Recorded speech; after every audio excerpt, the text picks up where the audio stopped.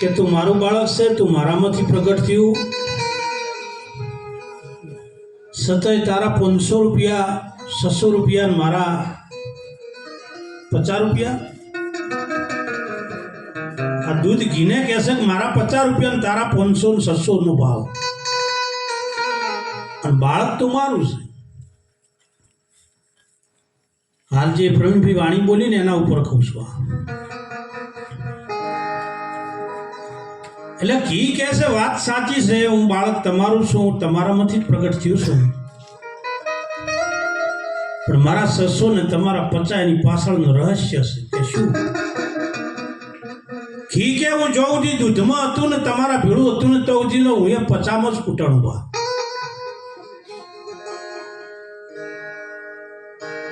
પણ મેં જે સહન કર્યું છે ને,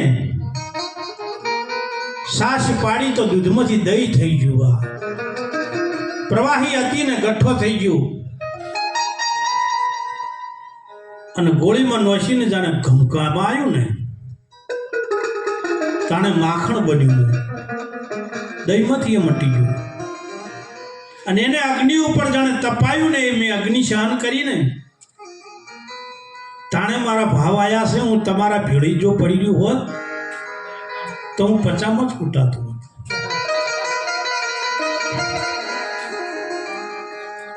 એમ જે કંઈ પરમાત્માના નોમમાં રચ્યો પચ્યો રહેશે, કંઈ મેળવે છે ને તો એના ભાવ લોકોમાં એનો ભાવ હોય છે, પણ એની ઓળખ ન હોય. જે વખતે આપણો દેશ આઝાદ થયો, ઓળખ ન હોય એટલે કેવું થાય? એ વખતે ગાંધીજી ટ્રેનમાં મુંબઈ જઈ રહ્યા હતા, બોમ્બે શહેર. અમદાવાદથી ગાંધીજી નીકળ્યા,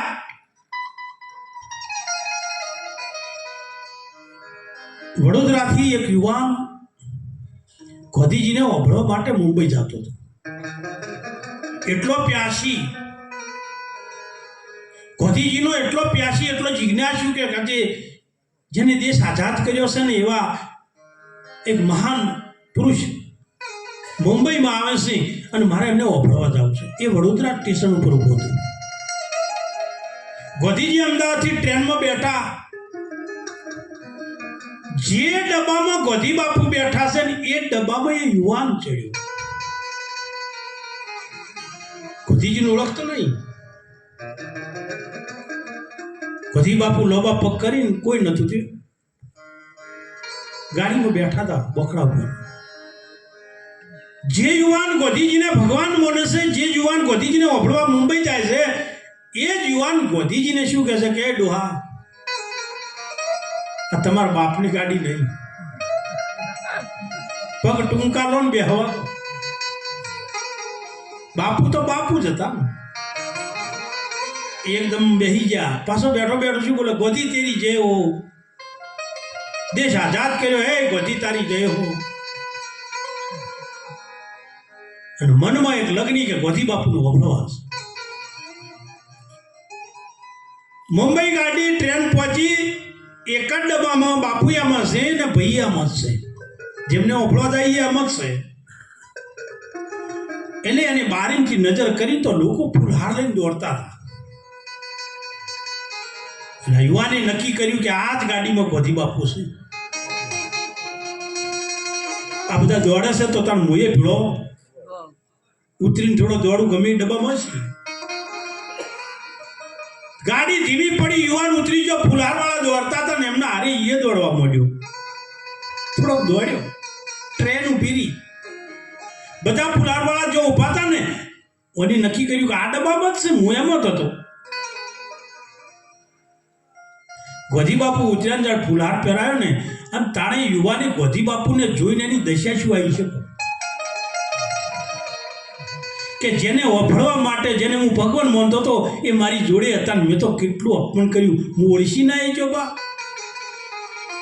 કુટુંબ સમાજ ગામ ઓળખી લેજો, ઓળખી લેજો.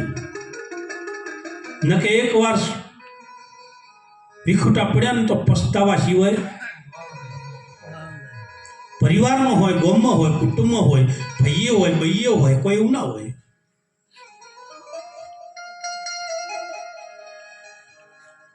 ઓળખ નહીં હોય ને ઓળખ કેમ નહીં થતી? કેમ પારખ નહીં થતી આપણને? એક યુવાન ચૂંટણીના માહોલમાં, તમે કાલ પેપરમાં જોશો ઘટના જે ઘટી છે ને, વાવ વિધાનસભામાં ચૂંટણી હતી ને, ભાજપ જીત્યું ને. અમુક ખાલી હવાપૂત નહીં કરતો, કેવી ઘટના ઘટી છે. એમાં એક ભાઈએ ગુલાબસિંહ ના જીતે ને તો મારું નાક કાપી નાખું આવું બોલ્યો.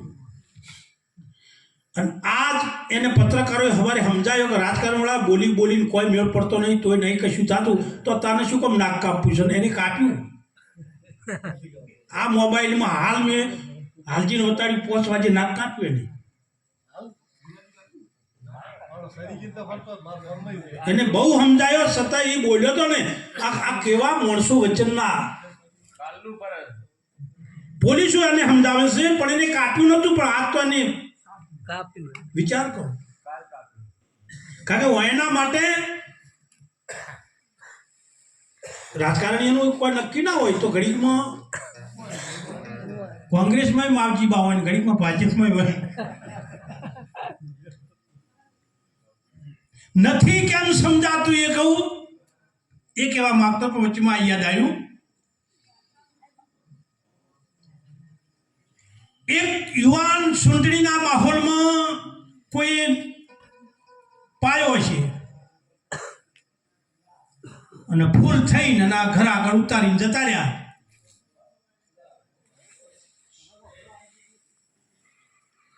એટલે પછી એના ઘર આગળ ઉભો બોલતો તો મન મારું ઘર બતાડો. કારણ કે એને શું હતું? નશો હતો. એના જ ઘર આગળ ઉભો છે કે મને મારું ઘર બતાડો. જે નીકળે એને કે ભાઈ મારું ઘર બતાડો ને બધા કે આર્યું કે ના મારું ઘર ચો છે. એમાં કોઈ વડીલ ગાલ્લું લઈને જતો તો ખેતરે. મને કીધું કે કાકા મારું ઘર બતાડો ને. કાકો સમજી જાય કા ભાઈ છે ને શ્યામ જડે એવું ઓને નહીં જડે. કાકાએ કીધું કે તાર ઘેર જવું છે કે હા, તો બે જા ગાડામાં બિહારી ખેતર લઈ ગયા, ઓટો મારી અને 1.5 કલાકે વળતા. બોલો ઉતરે કે પછી ભાઈનો હતો એ ઉતર્યો, ઠેકાણે આવ્યો. એના ઘર આગળ આવીને જગાડે ગયે ભાઈ ચો જવું છે કે મારા ઘેર કે હા કે આ મારું જ ઘર છે. તાર અહીંયાથી જ બિહાર્યો હતો. પરચમ નતું જડતું. હે જવાનીનો નશો હશે, રૂપિયાનો નશો હશે, કુટુંબનો નશો હશે, લક્ષ્મીનો નશો હશે, મિલકતનો નશો હશે ને, તો આ ઘર અને આપણો સમાજ, આપણો પરિવાર નહીં દેખાય. કોઈ પણ કે હું જબરો છું, હું જબર ભજન બોલું છું, હું શું જ્ઞાની, જો અહમ આવ્યો ને તો અભિમાનથી ત્રણ ગયા નામ ધર્મ ને વંશ. અભિમાનથી 3 ગયા નામ ધર્મ ને વંશ. ન જોડ્યા હોય તો જોડજો રાવણ કૌરવ ને કંસ. અભિમાનથી જ ગયા છે, કોઈને છોડતો નહીં. જેટલું થાય એટલું ગર્વ હોવો જોઈએ, અભિમાન નહીં.